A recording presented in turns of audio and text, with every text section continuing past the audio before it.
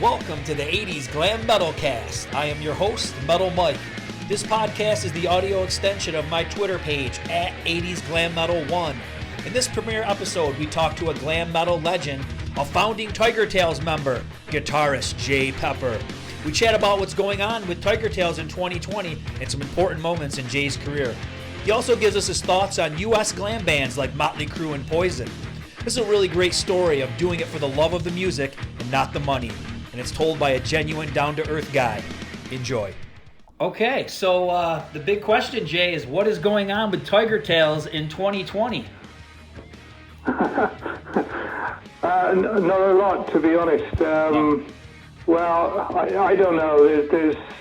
I've kind of taken a step back from the whole thing, to be honest, Mike. I've had various problems with my hearing, mainly. I got decreased hearing from being in the music business for so many years, and I've got pretty severe tinnitus, so I've had a number of audiology kind of tests, and they said, you're not doing yourself any favors by, playing, having that loud music, and I've never really gotten on with in-ear monitors and that kind of thing. I like the noise, the volume of the backline and stuff, so that was my main reason for kind of taking a step back. We haven't played a lot in recent years. We do a few shows a year, but didn't play, I don't think, at all last year. But everybody wants us to do something for, 2020 now, with it being the 30th anniversary of Berserk. Everyone's kind of looking for that. So I've committed to doing one festival so far in Hard Rock Hell at the end of next year. Maybe we'll add one or two more, and hopefully I can make that, but I'm not sure there'll be a great deal more, to be honest. And when you're talking about Berserk 30, are you going to play the whole album in full on these shows? Oh, yeah. I mean, that's the plan. I think we did it at 20 years. I think we did one-off show, but yeah, that's exactly it. Yeah, we'll play the whole album in full. That's great. Any plans to re-release it on vinyl or anything like that? Well, everybody kind of, the fans really ask about that stuff, but it's being reissued once, which is when we first got back together, I think in 2006, something like that, around that time, by Sanctuary Music at the time. And I don't know, I know people want to collect this stuff, but I don't know whether we do it justice, if you know what I mean. I don't think, there's not a lot of remnants of the original artwork and stuff, so we'd be working off reproducing, CDs and kind of the vinyl, the original vinyl. And I just don't know if there's a great deal of call for it. I mean, the album's available on, on Spotify and things, but I don't know. Well, we're talking about it, but, these things, I'm a big believer, if you can't do something properly, me and Pepsi always felt the same way. If you can't do something properly and do it the right way, then don't bother. Our stuff has always been about as big, bombastic as you can make it. From everything we did, from the sound to the image to the and that went followed through onto the products we released. If you buy any of our merch, the shirts are killer. They're always like, either if they're color, they're like 6, 7, 8 colors. They're really as good as you can make it, and the artwork always went the same. So if you can't do that, I don't know. I don't know if there's much point in doing it, and I'm not sure we could really do it justice. Could we make it any better than it was? I don't really think we could. I totally understand. So let's go back a little bit and talk about the debut album, Young and Crazy. What are your memories of making that one, Jay? Well, that started, like a band, we were obviously, when that first came out, it came out in 87, but we'd actually been around for about 3-4 years before that, and we'd actually recorded that album. We got signed by, I don't know if you remember, a band called Tokyo Blade. They were a UK band, but pretty big in Europe at the time. Their manager signed us, and we recorded the album with him. But by the time we finished it, he kind of touted it around, and we had a few labels then wanted to sign us, Music for Nations being one. So they kind of took the album as it was, and even though it hadn't been released at that point, they made us, kind of, I wouldn't say re-record the whole thing, most of it, some of it. And it's just, the memories are pretty vague. We did it in a very short space of time, like less than 2 weeks, I think. It cost us, minimal amount of money at the time, and it did really, really well. It was We'd had an EP out, I think. First thing we did, a few demos and then an EP. But then Young and Crazy came out, and it kind of changed everything really for us.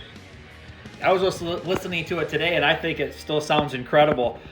This is one that for my memories on it is I think I was about 11 years old when the album came out, and I remember seeing the cover, and you're all glammed out, just looking awesome.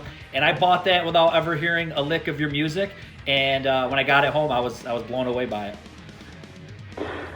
Yeah, I mean, it's pretty basic and raw, and we were quite constrained in each other. It was me and Stevie wrote nearly all those songs. I think Pepsi only wrote one, but Pepsi was an incredibly creative guy. I mean, as far as the cover goes, he rejected. There is actually two versions of that album. The one you would have had is the one that Pepsi redid. There is actually one done in like all pink that the record company did, and basically Pepsi just said, no, that ain't going out like that, and he redid the whole thing. But they'd actually pressed up a few. There's a few of those kicking around somewhere. He didn't like it at all, so he redid the whole thing. And then from that moment on, he always did all the artwork for the band. But as far as the music went, we were quite constrained. And I wrote all the music, and Stevie wrote the lyrics and so some of the melodies and things. But Pepsi, who was incredibly, became the main driving force in the band, really was quite constrained. He had one song on that record, She's Too Hot. So it was kind of really, I wouldn't say, well, it was just, we were pretty new to writing songs and stuff at that point, and then new as a band. But it was only after that we all came from different backgrounds, but me and Pepsi were into like big production stuff. We were all about we would buy, like you bought the album for the cover. We'd buy albums by producers. We were massively into Matt Langer, and I remember when I bought the Kicks album on the strength that he produced that, Midnight Dynamite, because we were all about the kind of really big productions, the massive layered harmonies and all that kind of Def Leppard stuff, and Pyromania, the AC/DC albums. I was a huge AC/DC fan, and so when Matt Langer did From Pirate to Hell and Back in Black and Roosevelt Rock, we were just massively into producers and big fans of Beau Hill, and so we didn't get a chance to do that on our first record. And like I said, we felt, with no budget or limited budget, it was all a bit constrained, but we had so much more kind of in us, and really that's what Berserk became. That became the true kind of reflection of what we thought the band should sound like on that record. But, Young and Crazy was quite punky sounding. I got big, huge punk influence. I love punk music too. So it's kind of raw. It's just pretty raw as a band. It's just the first release of a band, a bit like, Cruise, Too Fast for Love. It's kind of got that kind of vibe about it. That's funny that you say that, because I think of that analogy as well. I hear some Too Fast for Love in there, that in the respect that it's a mix of a lot of different sounds coming together. Because like you said, I can hear the punk, I can hear pop. I don't know if there's some new wave in there, but there's a lot of stuff. And overall, it's actually pretty heavy as well. Yeah, I mean, on that, I agree, and I think that, a lot of bands, and when you're a fan of a band, you as a fan of the band, you always look at the music very differently to the musicians. They're so entrenched in it, they don't get the same, they don't look at it, they can't look at it in an objective way like a fan would look at it. So I'm the same, most of the bands I'm into, I always prefer those early albums. So, you mentioned Stevie James. He was out of the band pretty early, right after this album came out, I believe. What happened with that whole situation? Well, oh gosh, it's such a long time ago now. Stevie, I mean, we were, before Stevie joined, we were going for a few years, and we were kind of into that kind of image. It wasn't anywhere near. There's some early pictures of the band. I don't know if you've ever seen any of those, where we were kind of into that stuff. It looked more like early Van Halen, I suppose, with kind of tie-in bits all over us and just looking a bit different. But I'd say when Stevie joined, he pushed that whole glam thing. He was the one who pushed that just much more extreme. And in doing so, we got noticed even more at the time. But we were all pretty wild, as young guys in our early 20s, and we were all about like most bands are, that kind of back in the day, we were about the drink, the drugs, and all the way with it. And we would all, kill it pretty bad and smash it up, as it were, and just live the whole lifestyle. But I think Stevie just pushed it a bit more than most, and he was quite. He used to get himself in a lot of scrapes, in sort of violent scrapes when he was out and about. And there was incidents when the album came out. I think he confronted one of the journalists at the time who'd given the album not so favourable review. And I remember the record company saying, that this can't happen.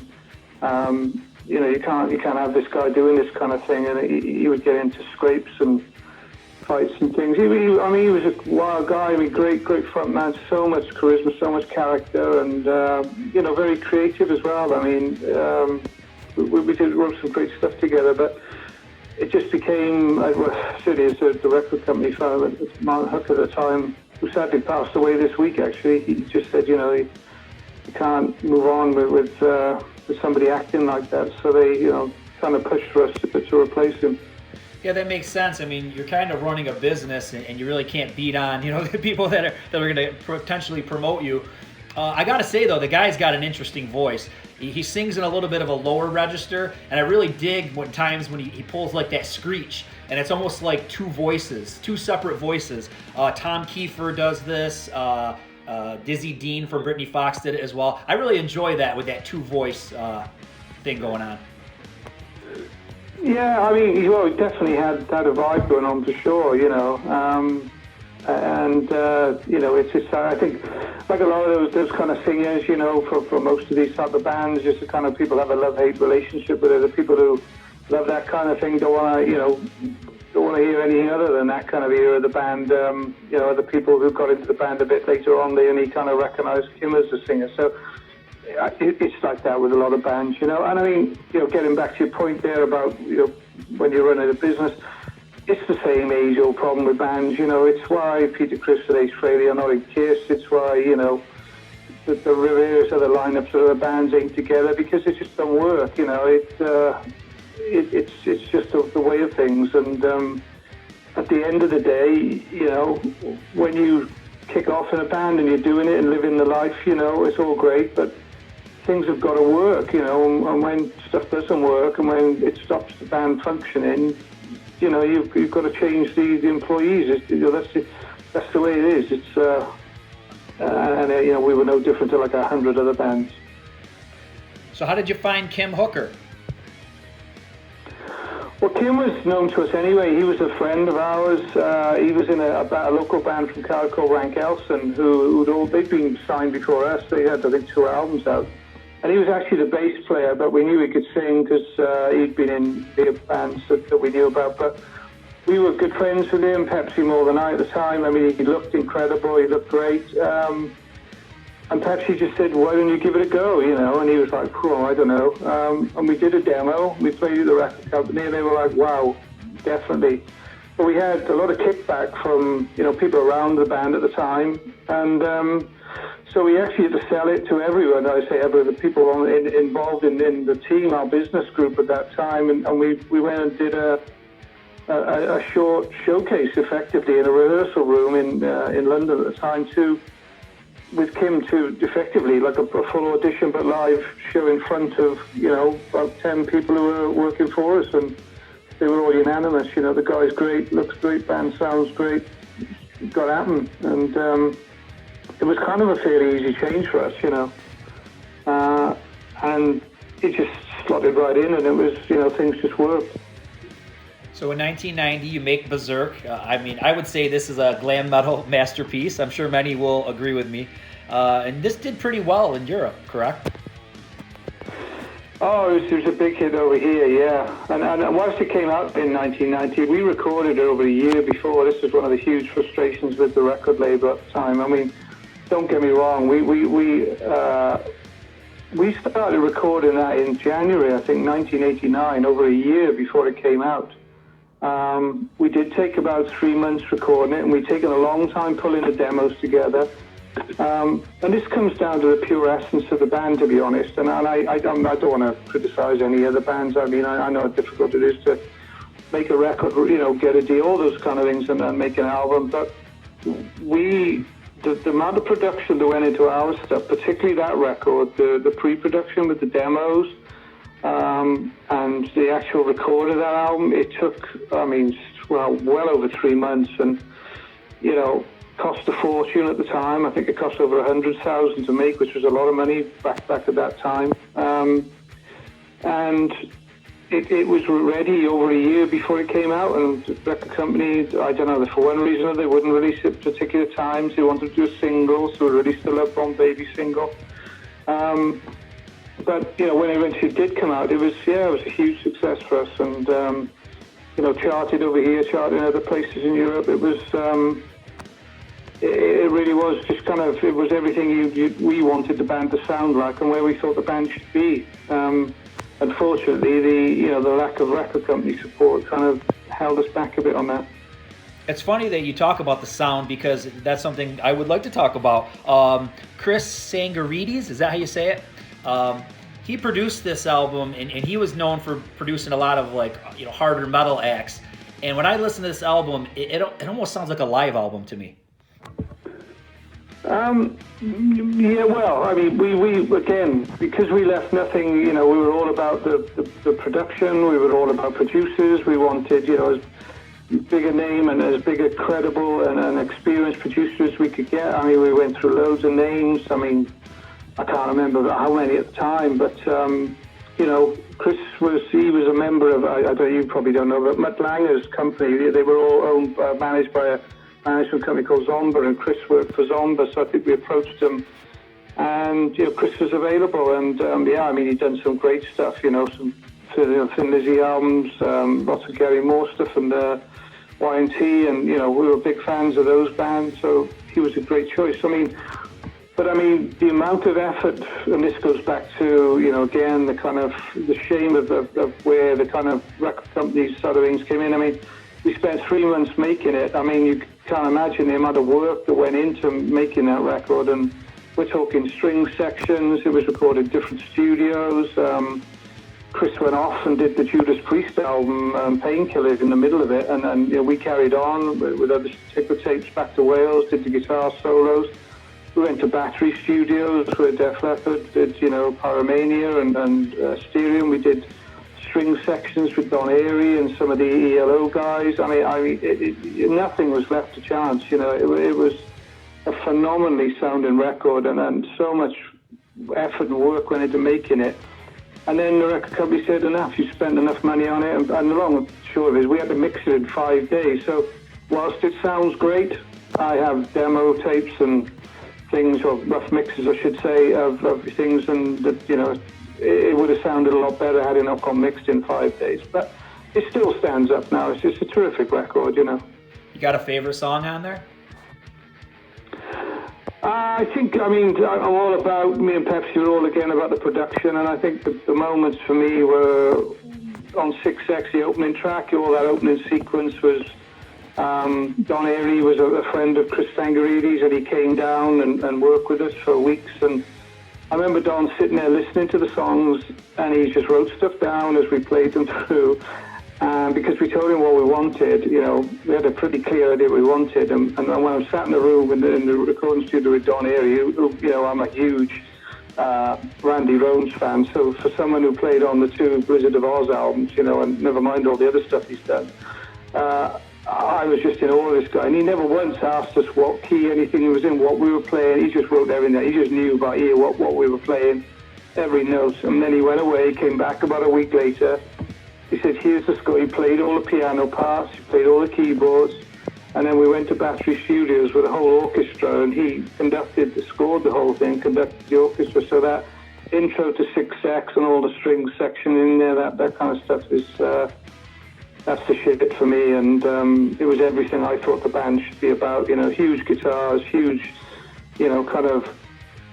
movement in all the string arrangements, massive backing vocals, and it's about, I think 6X and the Bitch and Squeeze You Dry. I mean, Heaven was great. He did a brilliant job on the piano and all the strings in that. I mean, we also got Pete Goby in we were big Uriah Heep fans at the time on the 2 Uriah Heep albums that Pete Goby was on, and he came in and did some backing vocals, and that sounds great. I mean, I love most of it. There's certain parts of it I like more than the others. So that had to be pretty surreal, right? Like you're going back to, you're listening to these albums in your bedroom when you were younger, and then all of a sudden you're playing with this guy on an album.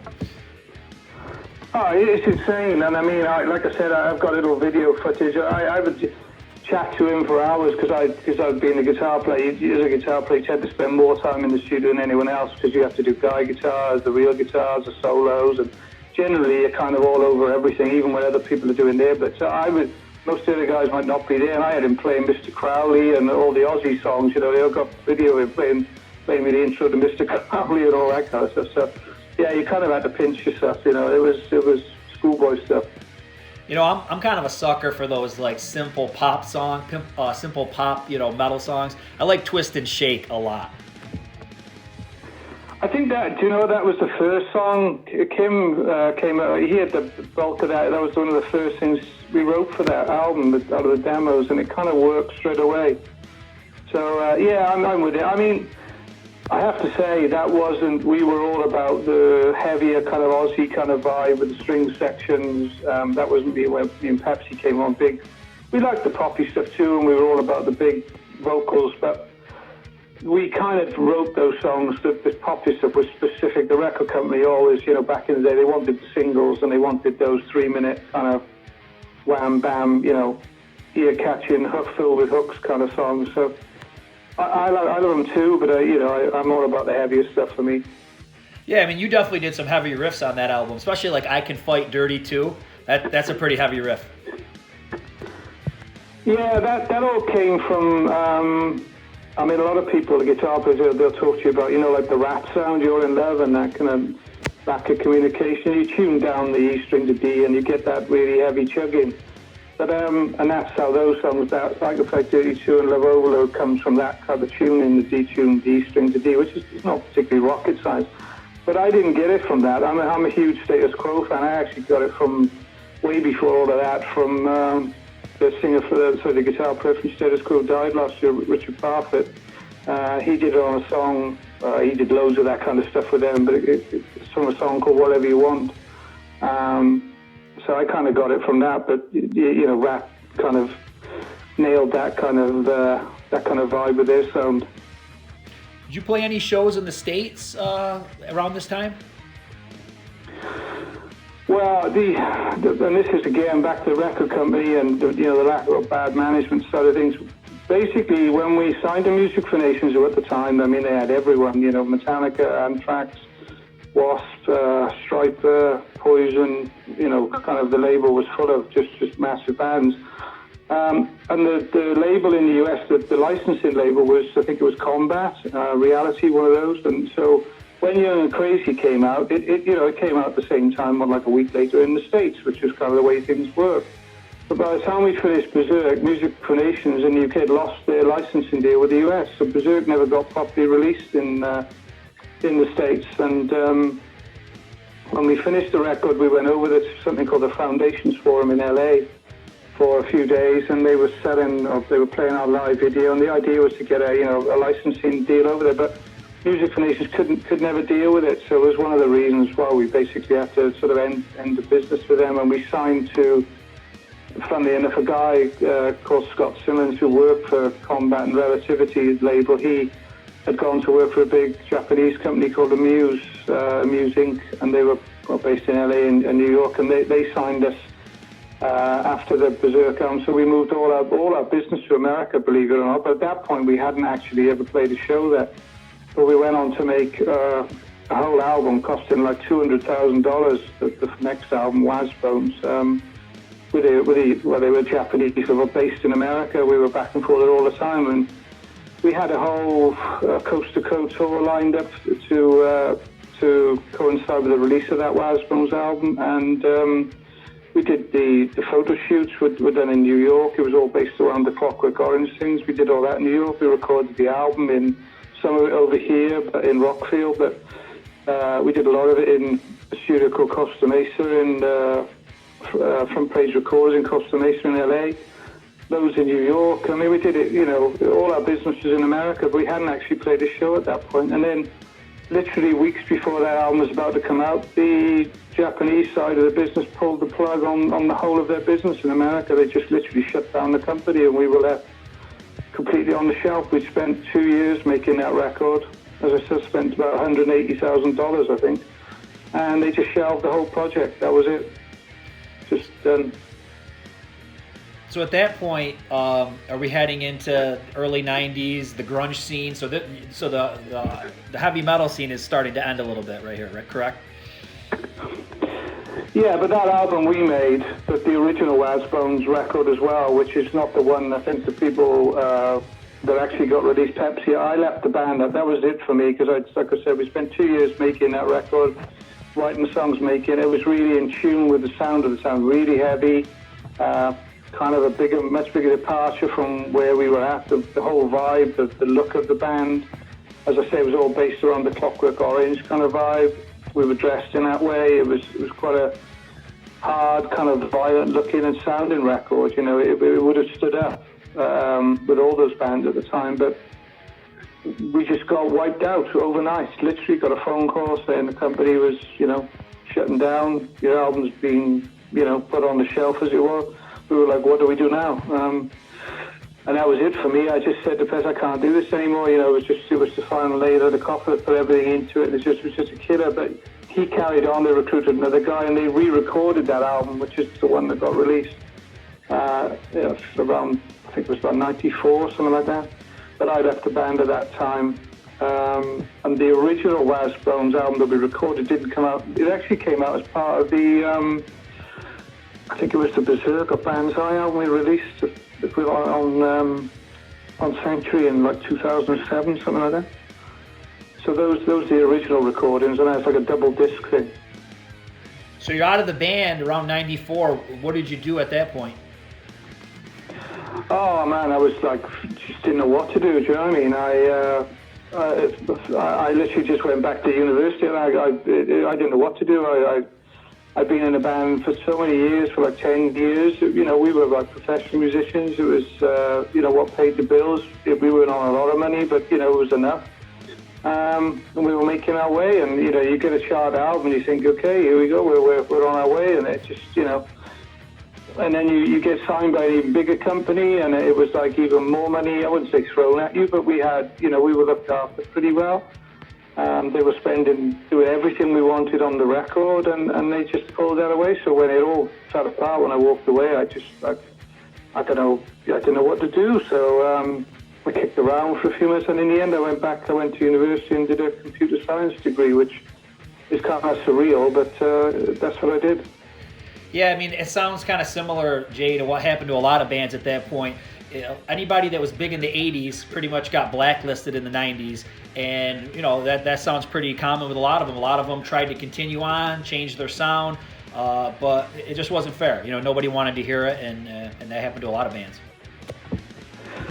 I think that, yeah, I mean, I get a lot of people say about that whole grunge thing. I think it was just a genuine shift in music, and I don't want to sound disrespectful to America and you guys, but you kind of, the hair metal bands particularly, if you go back to the 60s and 70s, 50s, 60s, 70s, particularly 60s and 70s, the British bands, I'm talking about like, Sabbath, Free, Uriah Heep, Led Zeppelin, all those kind of bands just completely dominated the world. The British bands kind of were the big things in America. When the 80s came along, particularly all the hair metal stuff, that completely dominated, and it's continued to dominate. The American bands continued to dominate, throughout the 80s and 90s, and took over from all that what people consider as dated stuff, the Deep Purples and all that kind of stuff were seen as dinosaurs. And I think grunge was just a kind of natural progression of things, and people are just, particularly the next generation of kids, just kind of, why were people looking at this? It didn't bother me too much, but what actually I also think happened was, as far as the British scene goes, they would just lap up whatever came out of America, so from our own creative city in Europe, bands weren't really producing, enough decent music. There wasn't enough good bands coming out, and even if they were good, they just weren't getting recognized. And that kind of still, to a certain extent, today there's much less output from Europe and Great Britain than there used to be. So Jay, you said the word, man. You said hair metal. What do you think of that term? There's a lot of people that from the 80s bands, they don't like that term, Jay. Oh, I don't get too hung up on it. It's a bit of a cliche about, it's like the whole Spinal Tap thing, and the term heavy metal. People need to get over themselves. Call it what you like, glam rock, call it whatever you want. But there's no doubt about it. In the 80s, men did better looking like women, and everyone kind of followed suit. Everyone kind of, all bands looked that kind of way. Doesn't bother me too much. I would always think that people may not agree, but as far as we were concerned, Tigertailz were concerned, I know we looked ridiculous, but I always thought of us as more of a glam metal band. We didn't sound like that kind of trashy, kind of 12-bar, kind of sleazy riff kind of. We had those songs, and particularly our first album sounds more like that, but when we got a budget and we were allowed to do what we wanted to do in terms of, particularly in Pepsi, we were like, we're into like the most diverse stuff, from loads of those UK bands, Priest, Sabbath, Zeppelin, a lot of punk stuff, the Clash, Sex Pistols, the Ramones, and the Stranglers, that kind of stuff. And Pepsi was into like the Tubes, Frank Zappa, Captain Beefheart. So when we created music, particularly when we got to Berserk, it had far more influences from the kind of mainstream rock, Aussie kind of sounding, that kind of vibe than it did from the sort of LA bands. We made it look that way, but I don't think we ever sounded that way. So for me, people will always lump us in that bracket, but I didn't ever consider us that we sounded like those bands. So I'm going to hit you with a couple U.S. glam bands, and if you want to just give me a quick thought on each of them, okay? So, Motley Crue. Well, I played with Crue. I met Nicky, and he's a great guy, and I think he's got his lust for music. He's the icon in this if you want to call it hair metal, and what everyone's kind of aspired to be. But he would be the first to admit he got his kind of vibe from Sid Vicious and the punk thing. They even play Sex Pistols songs live. I think Crue nailed it for me in terms of matching their image with their music on Too Fast for Love. I think that, that is them. I think they kind of lost their way through a lot of the albums, and people may disagree with me, but it ain't for me.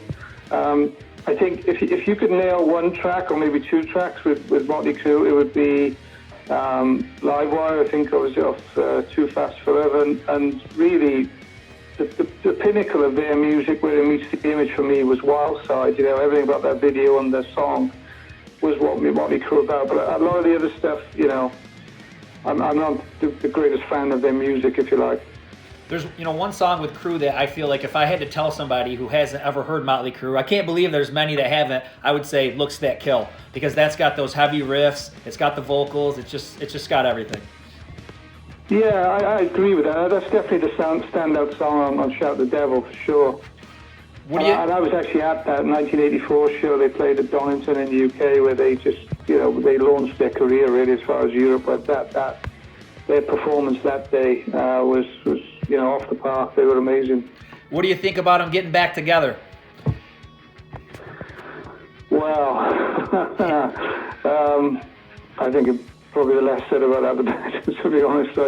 The amount of show that was put around their last end of, road tour kind of thing, and all that contract and stuff, and then to go back on that, I don't know. So, as you get older, you just, everything they said, once the band's done, we're done, and then it's always the green talks, isn't it? And it's a shame, really, because I don't think they need the money, and I think, they could have done other things, and the racing, the dirt was cool, they could have, I don't know, just done other stuff like that. And maybe it's a one-off show, I don't know, but the whole going back on 150 million grossing tour, nah, not for me, mate. Yeah, you're right, man. Money talks for sure. How about, what did you think of Poison? Because they would be a band that had that look. and like I said, they were definitely not as heavy as you. What do you think of Poison? Well, I mean, we were at the time they were like on the fly. While we were coming over here, they were, and again, I think they probably sound more like people expect that kind of image to look like, and great songs. The songs I've looked up, the Cat Crowd Dragged In and stuff. They were great tunes. It's a little bit light for me, but you can't deny the tunes, and again, they're always a great live band. So there was a lot of band. I would say 1989 was like a breakout year in America for hair metal and glam metal. Bands like Pretty Boy Floyd, Britney Fox. Do you think any of these guys borrowed some looks from Tigertailz? Oh gosh, I don't know about that. I think they were, you had enough of your own bands over there. They didn't need to look to us for any vibes. I have to say, I think I might have actually heard a bit of Pretty Boy Floyd now and again. I don't think I've ever heard any Britney Fox stuff, to be honest. So I really couldn't say. I mean, some other people, I know some of them are big fans, and one of the guys is the Murder Dolls guy, Wednesday 13. He's a big fan. I know he did some liner notes for one of our reissues. So I don't know about the other bands. Some of the Bites band side this is influenced, but I couldn't say about those guys. Do you think the look sometimes was forced? Because I can think back to, let's say, the back cover of an album, and here's the guys, the hair's huge, the makeup's on, and then they go play live, and they're just wearing T-shirts and leather pants, and they don't have any makeup on. So do you think the label forced this image around that time? Well, some of them, yeah. I mean, and that kind of that sellout thing kind of happens a lot more as you get on, but that was never the case for us. We were all about the you got the whole shebang, every time. And it's one of the reasons why when something becomes your job, when it becomes your career and it becomes your job, and that's what you earn money from, the fun goes out of it. And I know people say it's kind of sour grapes about you. Say, well, dude, Tigertailz should have been bigger. Well, okay, yeah, you can argue that point, and why did you do it in America and all that kind of thing. But to me, the flip side of that is that when we go out and when we play now, and we'll do a handful of shows, as we have done over the last 10 years, when we go out and when we play, we give everything. That the gig you see is just like you get in the full kind of deal, and there's no faking it. That's the thing for me. I always remember seeing, and again, I'm lucky enough to play with Motley Crue, watching Tommy Lee and the guys from the side. And when you watch Tommy Lee live, it's like he's playing the last gig he'll ever play. Now, there's very few musicians you could say they do that. There's so many of them are going through the motions. And so, yeah, like coming to the Image, they'll put on this less makeup or make it less of an effort as they can get away with. And, certainly when they just want the gig to be over. And for me, that's a crying shame. And I've never wanted to be like that. You don't fake it. You're up there because you want to be there. You mean it.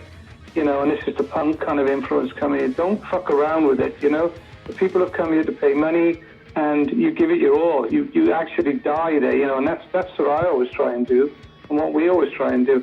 And that's one of the beauties about only doing it now and again. And it's one of the reasons we don't play that much, because the guys always, to me, they all want to play. They're all in other bands. They want to go out playing all the time. They want to do long tours. And I'm like, no, I ain't doing it, because less is more, It means, I'm 55, I'm no spring chicken, but when I do it, you'll get as much as I can ever give you, from a punter's, a fan's point of view. I can't stand these bands that just do it for a living, and, they flip the singer for the next band, and, this kind of thing, and it's just a job. They can't wait to get it over with. That's not us. I appreciate your perspective on that. That makes a lot of sense, because I think some people wear out their welcome and like I said, just do a half-assed job out there. But it sounds like you guys, you don't do that, so that's awesome. You get to the 2000s and 2007 actually, and Pepsi Tate passes away. That had to be a tough shot for the band right there. Oh wow, yeah. I mean, everything about the reunion of the band came about because a couple of labels came to us and wanted to reissue our albums, and then they said, we did that with the Berserk 2 record. A couple of Demolition Records came to us, put together that record. We did it just a studio thing with some other songs we had, so that we kind of reunited for a bit. We hadn't spoken to each other for like 12 years, and then after that, we started getting offers to play shows, and then before we know it, we're playing these like major festivals with like Journey, with Whitesnake, and and Twisted Sister, and this kind of stuff. And we're like, wow, this is okay, this is great fun. And so me and Pepsi said, look, we don't want to do this, again for the reasons I cited just a few minutes ago, that we want to do it on our terms this time. We don't want to get caught up in all this. This is not our job. We don't need to do this. We don't need the money. It's never been about the money for us, never. It's about delivering the best product and best show that we can possibly do. So we said we'd do it on our terms. But so we were doing that. We were picking, literally cherry picking the shows we wanted to do, and everything was going great. We were like, okay, this is cool. And literally within about playing 2 festivals, he started getting like really bad stomach, abdominal problems, and it just went on for, oh my God, like about 8 months, probably longer, before they diagnosed him with pancreatic cancer. And from that moment, he'd lost so much weight. He was a very tall guy and big guy, and he went to just this like frail thing, and it was just ruthless, absolutely a horrendous experience. As that disease is, it's just ravages your body, and you watch somebody you love just fall apart in front of you. It's just the worst. It is tough. I've seen it in my own family. It's a terrible disease, and exactly. It's very tough to watch. So yeah, you guys ended up getting a replacement and continued on with some more shows, or? Well, yeah, I mean, that was in part thanks to the Y&T guys. We did a benefit thing with his wife at the time, Sian. She's an opera singer in Wales, quite a prolific opera singer and media presenter, and she set up a charity, and we went out and did some shows for that, and we went on tour with Y&T, did about 10 shows with them, and we were just thinking, we had a good friend of ours, Nails Ben Quinn player, step in and play for us. He stood in a few times and played when Pepsi was ill, and he was great, and we kind of did that, and we thought, well, I don't think he would have ever wanted us to give up. He would have just said, this is cool, just keep going. He was enjoying it, and I think he would have, he would have wanted us to carry on. So that's kind of what we did. Yeah, you made a great point. Really, I think that's how you have to think. It's always sad and depressing when somebody you love is gone, but what would they want you to do? Would they want you to sit around and be depressed and give up on life, or would they want you to push on and keep the band going and living your life? And that's what it sounds like you guys did. So you get to 2013, and you put out an EP called Knives, which I think is amazing, by the way. But no Kim Hooker did not return for that one. What happened with that? Well, there was a lot of, between Pepsi dying and it was 2007. When did Knives come out? What year was that? I've got 13 written down, Jay. I think it's right. So what, or is that what is on? Maybe that's what's on Spotify. Maybe that's Spotify's listing as 13. Yeah, it was 6 years. We did a lot in between that, because we worked. We did a number of shows. We did before that came out with Kim. We did an EP with Sian, Pepsi's wife, for that opera singer, a guy called Bryn Tervel, for the charity, and with the I Believe song. I think you'll find that on YouTube.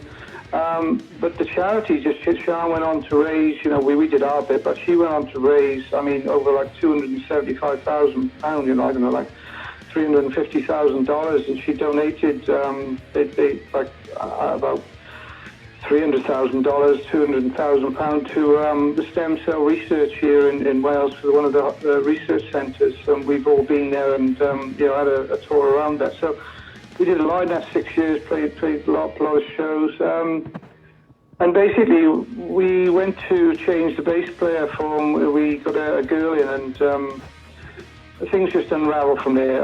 With Kim, there was a lot of stuff said, that perhaps should stay behind closed doors, but there was just a great fallout with the decisions of the band to change the bass player for a girl, and it just fell apart from there. It was a terrible decision, and he wanted to keep the girl in the band, Sarah, and the rest of us, it just wasn't working. So we unfortunately had to let Sarah go, and he left straight afterwards. So at that point, we were left with, it was me and Ace. There was no band at all, really, which was where Ace I just said, well, we can't carry on. This is just ridiculous. And Ace pretty much went and recruited, he knew Jules, I think, from Australia, from some other avenues, and, he said, let's just give him a go. And so we made it work for a few years, with living on the other side of the world. I mean, it's just crazy, really, but it actually worked for a while. And we did an EP that night, and it turned out really great. And, still really cool sounding record.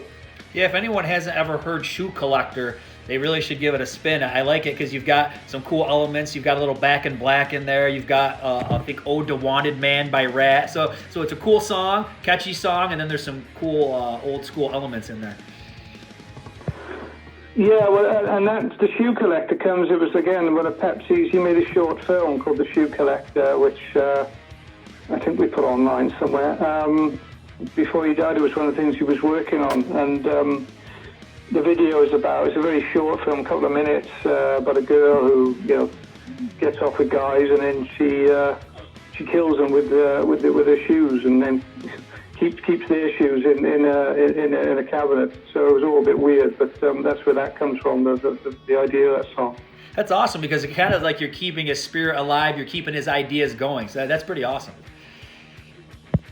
Yeah, and that followed on with the Blast album. There was one song on there, particularly what turned into the Pit That Popped It song and video, that comes from one of his demos. Before we made that record, I used to listen to all his demos, and if there was bits in there that I thought were good, before he died, he gave me like a double CD of all the demo stuff he did, and I used some of that as well, and whatever I could integrate those pieces of stuff he did, I would.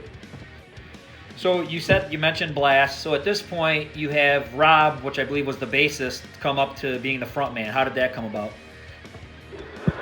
Well, Rob was in at that point playing bass, and that was all going well with Jules in the band from Australia. And then, Jules, it was always going to be a stretch with somebody living the other side of the world, being in the band. And it worked for a few years. It was okay.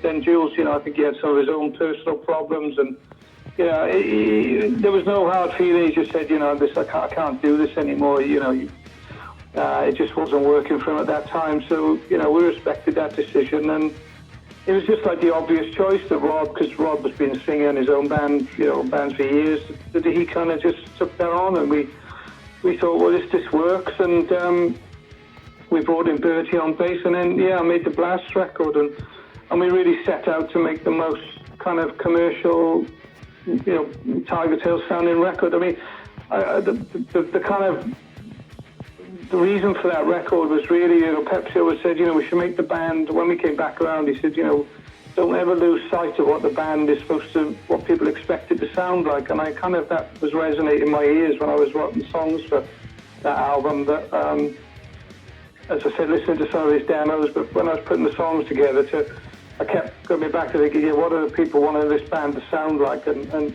I think it's a really, really great record. Sadly, like everything these days, it doesn't get the push because it needs, there's no record companies or the amount of investment that you need to put behind it. You can make the records fairly cheap, but, the infrastructure around promoting them is not really there anymore. So it deserves a lot better. It's a terrific sounding record. I still love it to this day. I think it sounds great.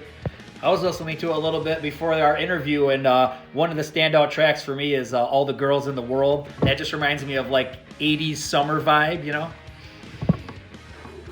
Well, we really started to sort of single act that and did a video. We played at Bang Your Head Festival in Germany a couple of years ago with Twisted Sister, and we kept the footage from that, used that as the video for it. It turned out great. Yeah, great sounding song. I think Pip It Popped is great. I love the first track, that Just for One Night. I just think that as a song that goes in different ways. I know if Pepsi was alive, he would have loved that, because he loved songs that weren't just, your standard bridge, verse, bridge, chorus. it goes in a little bit of a different way. So that opening track is probably my favorite on the album. But they're all, I really love it. I think it's a great record. So, Jay, you follow me on Twitter, I follow you, and a lot of the listeners follow me on Twitter, and they probably all know that I'm a big-time Kiss freak, okay? And you were on the Kiss cruise. Why don't you talk about that a little bit? Well, we did the Kiss cruise a few years ago. I mean, who wouldn't want to go now? It was great, what a great experience.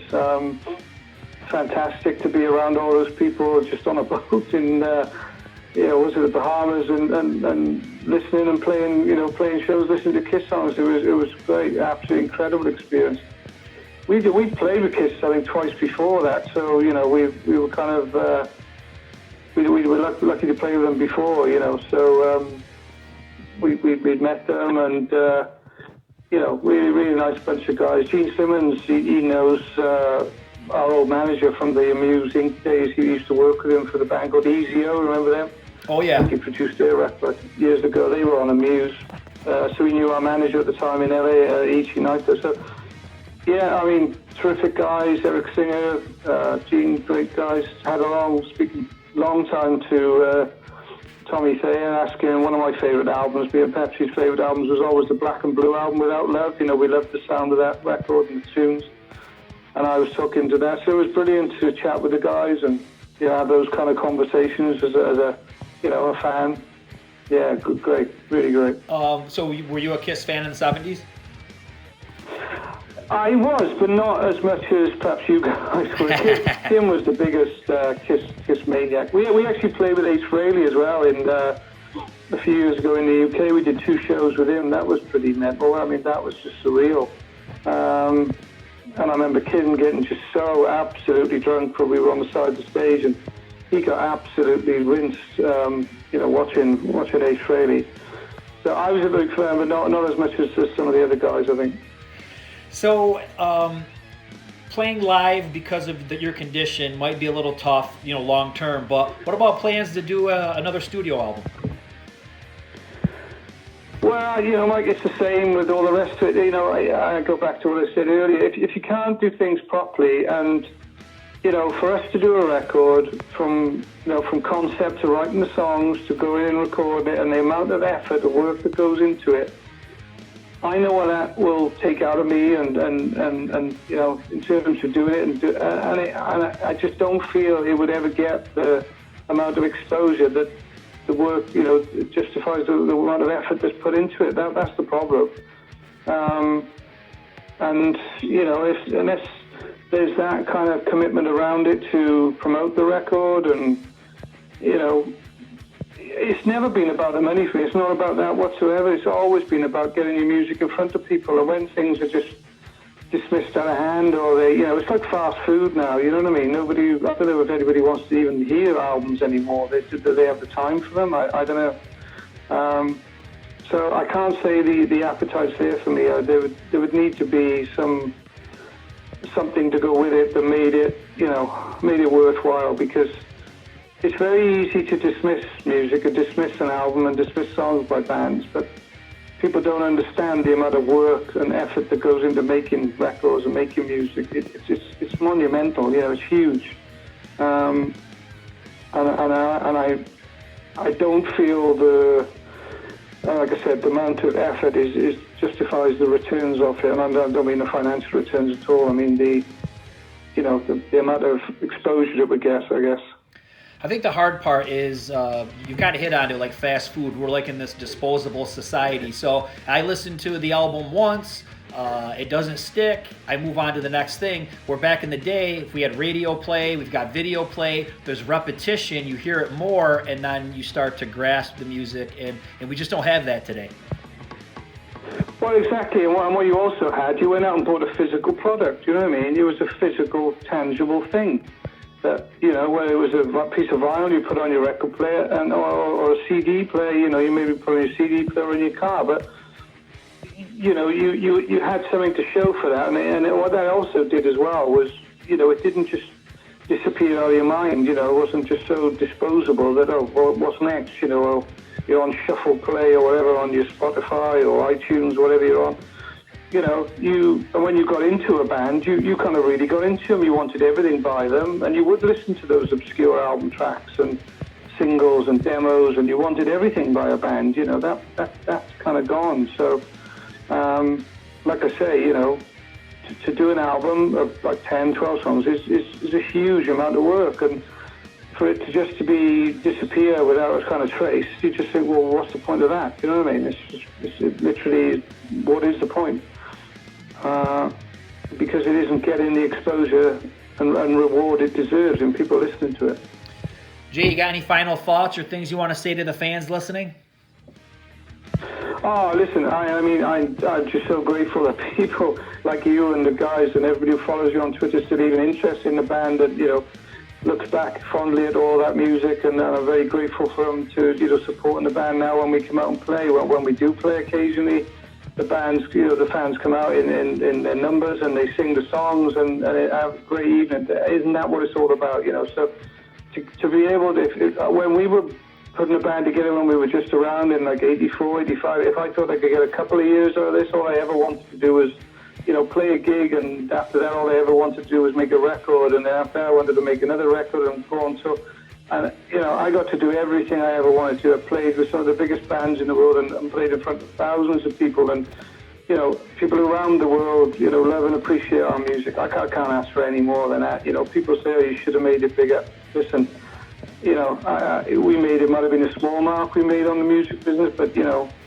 I can go anywhere and people generally know who the band are, and they love the music. So I can't thank everybody for, allowing us to even exist 35, 40 years later. So I'm eternally grateful for everyone to still be in support of the band. Thank everyone so much. Well, Jay, I really appreciate you being on my Metalcast here. This is going to be the premiere episode, so I encourage everybody to stay tuned we're going to have a bunch of more episodes to check out in the future. Jay, really appreciate your time tonight, sir. No problem, pleasure, Mike. Really, really glad to be asked, and thank you so much for the time. Well, that's a wrap. Thanks for joining me on the 80s Glam Metalcast. Talk to you soon on Twitter. Rock on.